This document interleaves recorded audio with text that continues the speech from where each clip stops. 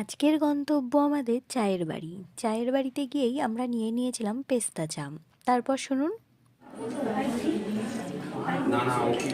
আমারটা পেস্তা চা।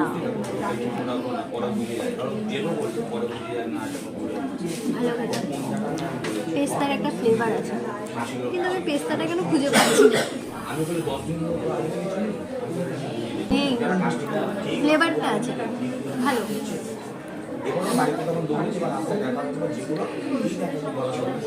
ঠিকঠাক। এরপরে আমাদের কাছে চলে এসেছিল চিকেন পকোড়া। চিকেন পকোড়াও অ্যাভারেজ ছিল, বেশ ভালো, ঠিকঠাক। প্রত্যেকটা আইটেমই এখানে রিজনেবল প্রাইসের ছিল। এটি একদম মধ্যমগ্রাম চৌমাথার কাছেই আছে।